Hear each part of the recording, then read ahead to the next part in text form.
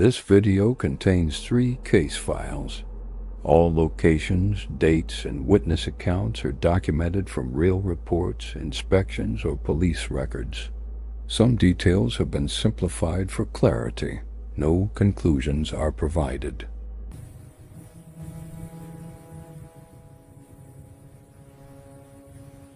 In February 2014, a property management company in downtown Chicago received multiple complaints from tenants in a renovated apartment complex built in the late 1970s.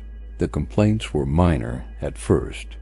Residents reported elevators stopping briefly between floors, not opening, just stopping. The lights would flicker, and then the elevator would continue as normal. Maintenance logged it as a software issue.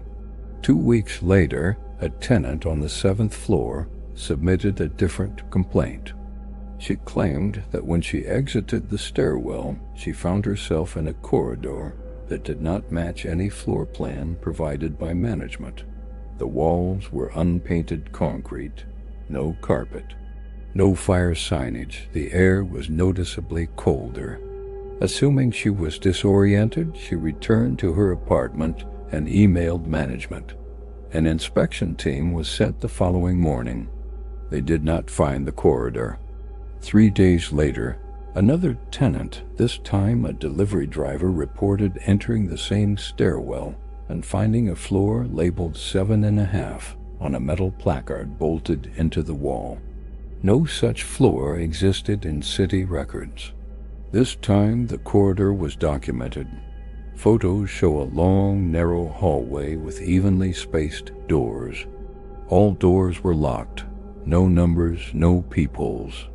No hinges visible from the outside. The building's original blueprints were retrieved from city archives. There was no mention of an extra floor.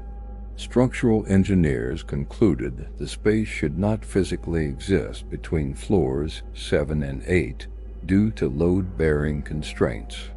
When management attempted to access the corridor again, it was gone.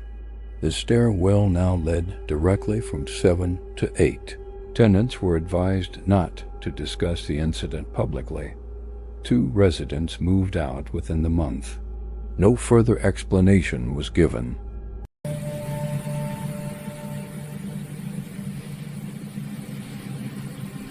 In late 2018, an IT contractor was hired to decommission an old office building previously used by a telecommunications company. The building had been partially abandoned since 2009.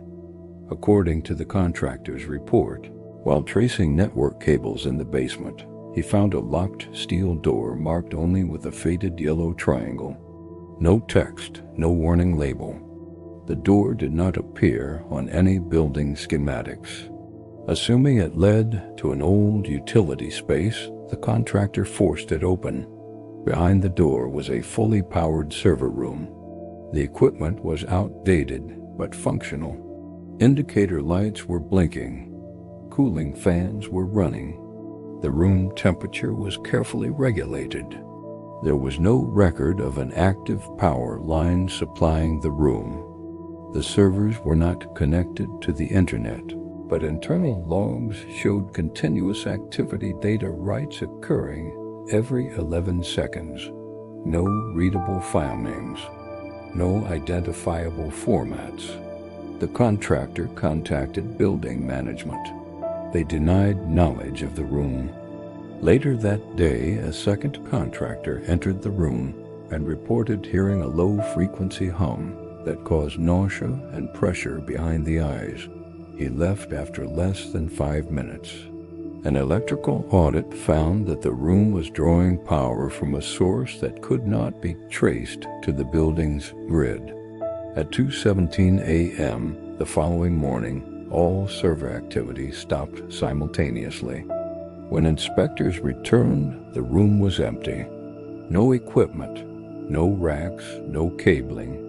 Only bolt marks on the floor and dust outlines on the walls.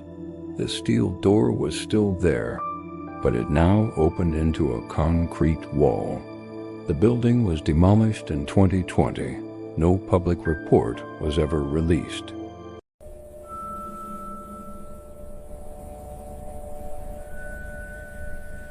In March 2022, a young couple moved into a newly constructed high-rise apartment in western Seoul. The building passed all safety inspections. 3 weeks after moving in, the couple noticed a problem. Their apartment felt larger at night. Specifically, the hallway between the bedroom and bathroom seemed longer after midnight. Lights took longer to illuminate the far wall. Footsteps echoed unnaturally. At first, they dismissed it as stress. Then they noticed a door. A narrow door at the end of the hallway that did not appear in the apartment as floor plan. It had no handle, only a recessed outline flush with the wall. They contacted the building supervisor. He stated there was no such door and suggested it was a decorative panel. That night, the couple heard movement behind it. Not knocking, not scratching, just the sound of shifting weight. They recorded audio on their phone. The recording captured a faint, rhythmic sound similar to breathing, but too slow to be human. City inspectors were called. During a daytime inspection, the door could not be opened. Infrared scans showed a cold void behind it, extending several meters beyond the building's exterior wall, which should not have been possible. The inspector sealed the panel and instructed the couple not to tamper with it. 3 nights later, the door outline was gone. So was part of the hallway. The apartment's internal measurements now matched the official blueprint. The couple moved out within the week. The unit was rented again 2 months later. The new tenants have not reported any issues. Closing statement hidden rooms are not rare. Most are the result of poor documentation, renovations, or human error. But in each of these cases, space itself behaved inconsistently, appearing, disappearing, or existing where it should not. No structural explanations were accepted. No public follow-ups were issued. If these were mistakes, they were never corrected. If they were intentional, no one has claimed responsibility. And if these spaces still exist, they are not meant to be found. End of report.